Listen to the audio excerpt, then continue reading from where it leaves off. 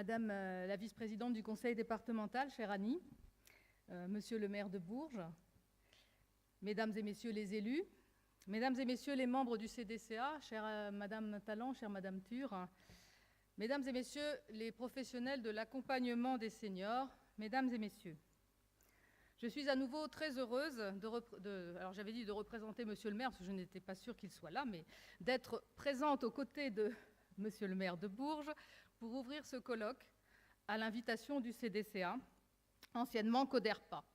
Je vous remercie vivement de votre invitation. Je vous suis maintenant depuis plusieurs années et j'y ai trouvé une source d'inspiration et de réflexion pour nous aider à développer nos actions intergénérationnelles ici à Bourges. Dans cette perspective, vous vous doutez bien que j'attends évidemment beaucoup de la série de présentations sur le numérique. Car s'il y a bien un sujet aujourd'hui sur lequel des collaborations peuvent être mises en place entre les générations, c'est bien celui-là. Entre l'ado ou l'adulte d'aujourd'hui, que l'on doit presque freiner dans son utilisation des outils numériques, et nos aînés qui, au contraire, n'ont pas encore passé le cap du smartphone, il y a évidemment des points de convergence à rechercher. C'est là que nous, collectivités, avons bien sûr un rôle à jouer. Le tout numérique n'est pas souhaitable. Bien évidemment, le lien entre nous, les humains que nous sommes, est bien plus important. On reproche souvent à Internet de renforcer l'individualisme, l'égoïsme et même l'égocentrisme. Ce n'est pas totalement faux. Certains se laissent aller à vivre leur vie dans le virtuel et non plus dans le réel, et c'est dangereux. Mais il y a aussi des opportunités extraordinaires à saisir grâce au progrès du numérique qui est extrêmement rapide.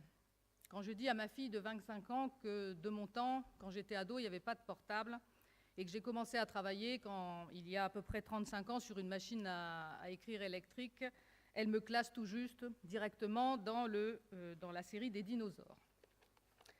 Que ce soit pour communiquer, je pense à Skype par exemple, quand les enfants et petits-enfants sont loin ou avec des amis éloignés, que ce soit pour surfer dans les musées du monde ou à la recherche de liens dans tous les domaines qui peuvent vous intéresser, que ce soit pour favoriser le maintien à domicile, toutes les applications domotiques qui simplifient la vie quotidienne, que ce soit pour pouvoir effectuer chez soi toutes sortes de démarches barbantes si on doit aller faire la queue dans les administrations, il faut quand même reconnaître que le numérique a du bon.